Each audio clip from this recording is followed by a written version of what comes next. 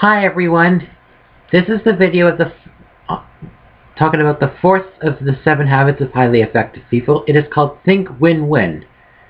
Now, win-win is a philosophy of human interaction. If I have my way, you have your way as well. Like, I'm not achieving success at the expense of somebody else. It's basically what thinking win-win means. And win-win is just one philosophy of human interaction. The others would be win-lose. That means, I have my way, but you don't get yours. And then there's lose-win, which basically means, go ahead, have your way with me. And there's lose-lose, which often results when you have two people that think win-win, that think win-lose. They're very vindictive and very enemy-centered. War is a good example of this philosophy. And there's just straight-up win, where the person thinks, I just want my way, but I don't care what happens to the other person. It's just basically ideal in where there's no sense of competition. Or there's what's called win-win or no deal. Like, basically the whole moral being, if we can't negotiate something, there's no sense in working together or having a deal or a relationship or whatever. And so basically the philosophy really depends on the best philosophy really depends on the whole reality of the situation. But in terms of interacting with each other and cooperating, win-win is really the only viable option. I mean, a win-lose interaction might affect someone's feelings and attitudes towards you. But when you think lose-win, people might not be willing to please you. And the attitudes might spread, and just thinking straight up win, there's no basis of any sort of relationship or cooperation. Oh, and basically a point I want to make about the win-lose is very common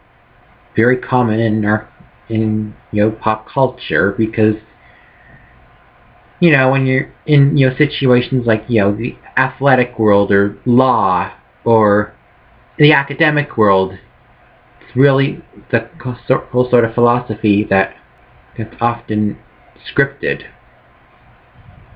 Basically, encourages competition instead of cooperation. I mean, in the case of academics, you have people who are not. You do a test. You have some sort of test in some sort of subject, and the teacher marks them. You get them back, and the teacher says, "Okay, here's how everyone did. The middle grade was blank. The highest mark was this. The lowest mark was that." Well, see, the problem with that is that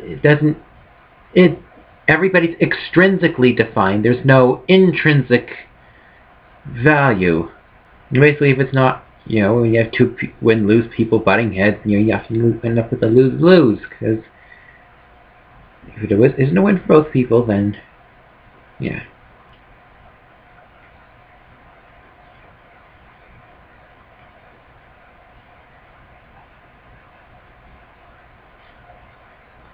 Oh, yeah, the other thing I wanted to point out about win-lose is that it's dysfunctional to cooperation. People use, power and positions, or,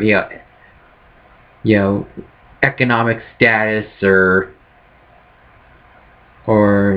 such. Basically the mentality of comparison. By thinking lose-win, there's no standards, there's quick to appease, and they seek strength from popularity. And they have little courage, and they're easily intimidated by other people's egos. And here are the dimensions of win-win, the win-win philosophy.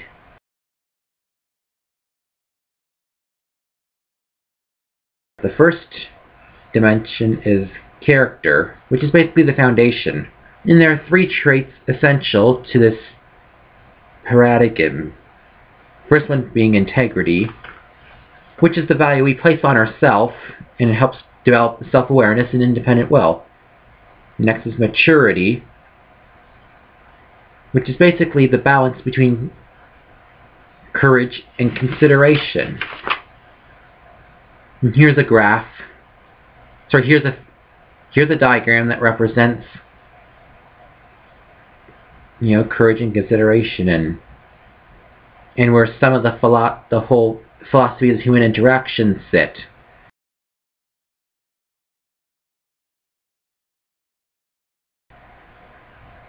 So basically, the lose-win people really lack, consideration is a strength, but courage is a weakness. For win-lose people, it's the other way around. They lack consideration, but consideration's a weakness, but courage is a strength. The other character trait that's important to this, character, is abundance mentality, which states that there's plenty for everybody, which is the opposite of the scarcity mentality, which sees it as only having so much. So the next dimension of the win-win philosophy is relationships, which is maintained from one's character, and basically when trust levels are high, they create learning, communication, and creativity, and more openness and respect between people. And then people can commit to what's called third alternative and resolving differences between other people, which instead of becoming a stumbling block, it's a stepping stone towards synergy, which is another habit that I'll get into later on. So the next dimension of win-win is agreements, which gives direction for the whole philosophy, and it's effective in clarifying and managing expectations between others. Basically, success can be measured with the desired result, and there's a clear understanding of what one wishes to accomplish. So success can be measured with desired results, guidelines, which are basically parameters to operate, resources, what you're going to use to accomplish a certain result, accountability, basically the standards used to evaluate, and the consequences, what will happen as a result. So the next dimension of the win-win philosophy is supportive systems, which are needed, and they must align with certain goals and values. And the final dimension is a process, basically how something is done, see something from another view, issues and concerns, acceptable results, and options. So that's basically the whole philosophy, and I'll link the exercise for the habit below. See ya!